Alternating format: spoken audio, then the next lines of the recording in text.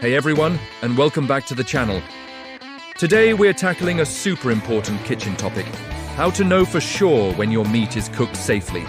No more guesswork, no more cutting into your beautiful steak too early, and definitely no more risking undercooked food. Getting this right is a game changer for both the taste of your food and your peace of mind.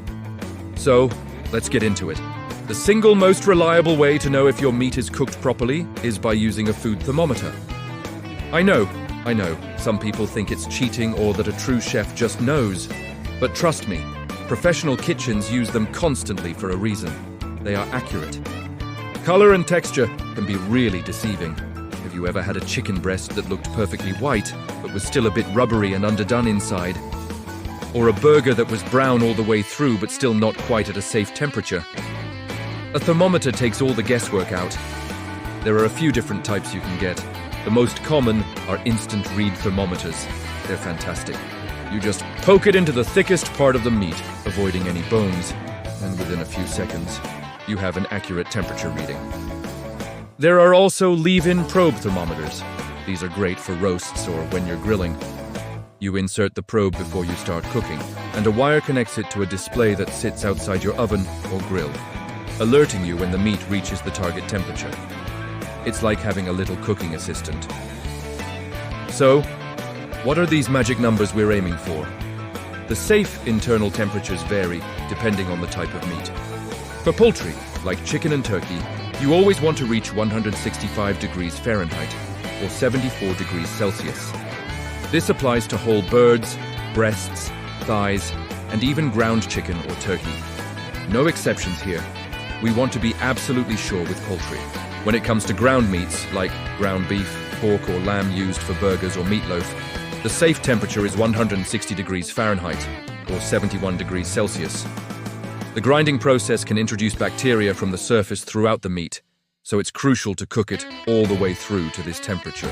Now, let's talk about whole cuts of meat, like steaks, roasts and chops from beef, pork, veal and lamb. This is where you have a bit more flexibility based on your preference for doneness. For these, the minimum safe temperature is 145 degrees Fahrenheit, which is about 63 degrees Celsius, followed by a 3-minute rest time. This rest time is important. It allows the temperature to stay consistent and the juices to redistribute, making your meat more tender and flavorful. A 145 degree steak will be medium rare.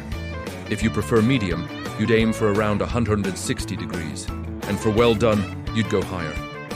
But that 145 plus a rest is your safety baseline. What about fish? Fish is generally cooked when it reaches an internal temperature of 145 degrees Fahrenheit, or when its flesh is opaque and separates easily with a fork. You'll see it change from translucent to a solid, flaky color.